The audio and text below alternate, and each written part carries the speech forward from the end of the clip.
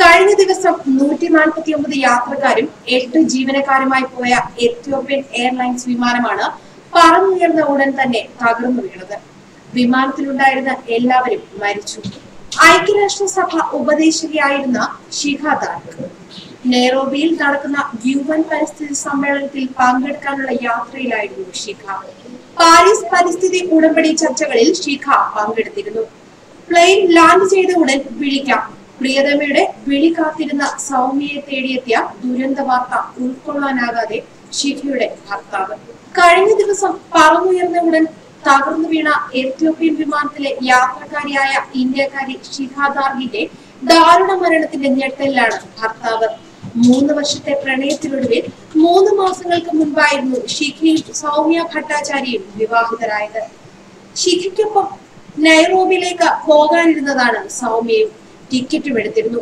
അവസാന നിമിഷമാണ് ഔദ്യോഗിക ആവശ്യം മൂലം സൗമ്യ ടിക്കറ്റ് റദ്ദാക്കിയത്. ഞാൻ ഫ്ലൈറ്റിൽ കയറി ലാൻഡ് ചെയ്യുമ്പോൾ വിളിക്കാം. ഷിഖ സൗമ്യയ്ക്ക് അയച്ച അവസാന സന്ദേശം ഇങ്ങനെ. പക്ഷേ ആ സന്തോഷത്തിന് അധിക ആയുസ്സുണ്ടായില്ല. ഉടനെ സുഹൃത്തിന്റെ വിളി വന്നു. ദുരന്ത വാർത്ത കേട്ട് ഒരക്ഷരം പോലും മിണ്ടാനാകാതെ സൗമ്യ നിന്നു. ഷിഖ നൈറോബിയിൽ നിന്ന് മടങ്ങിയെത്തിയാൽ അവധിക്കാല യാത്ര പോകാനുള്ള തയ്യാറെടുപ്പിലായിരുന്നു ഇരുവരും. എത്യോപ്യൻ വിമാനം തകർന്നു വീണ് 157 പേരാണ് സംഭവത്തിൽ കൊല്ലപ്പെട്ടത്. എന്നാൽ സംഭവത്തിൽ അന്വേഷണം ആരംഭിച്ചു കഴിഞ്ഞു.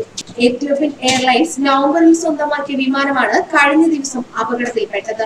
അപകടത്തിൽ മരിച്ച 4 ഇന്ത്യക്കാരെയും തിരിച്ചറിഞ്ഞിട്ടുണ്ടെന്ന് എത്യോപ്യയിലെ ഇന്ത്യൻ എംബസി അറിയിച്ചിട്ടുണ്ടെന്നും അവരുടെ കുടുംബത്തിന് എല്ലാവിധ സൗകര്യങ്ങളും സഹായങ്ങളും ലഭ്യമാക്കുന്നതിന് നിർദ്ദേശം നൽകിയിട്ടുണ്ടെന്നും സുഷമ സ്വരാജ് പറഞ്ഞു. വൈദ്യ പന്നകേഷ് ഭാസ്കർ, വൈദ്യ ഹൻസിൻ അനകേഷ്, നുഗവരപു മനീഷ എന്നിവരാണ് മരിച്ച മറ്റ് ഇന്ത്യക്കാർ. അപകട കാരണം എന്താണെന്ന് ഇപ്പോഴും വ്യക്തമായിട്ടില്ല.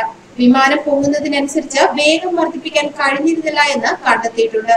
അപകട സൂചനയുമായി പൈലറ്റ് ബന്ധപ്പെട്ടപ്പോൾ വിമാനം തിരികെ ഇറക്കാൻ നിർദ്ദേശം നൽകിയതായി എയർലൈൻസ് ചീഫ് എക്സിക്യൂട്ടീവ് പറയുന്നു. എത്യോപ്യൻ എയർലൈൻസിന്റെ ET-302 വിമാനമാണ് ഞായറാഴ്ച രാവിലെ ആഡിസ് അബാബയ്ക്ക് സമീപമുള്ള ബിഷോഫ്തു നഗരത്തിൽ തകർന്നു വീണത്. ആഡിസ് അബാബയിൽ നിന്ന് കെനിയൻ തലസ്ഥാനമായ നെയ്റോബിയിലേക്ക് പുറപ്പെട്ടതായിരുന്നു വിമാനം.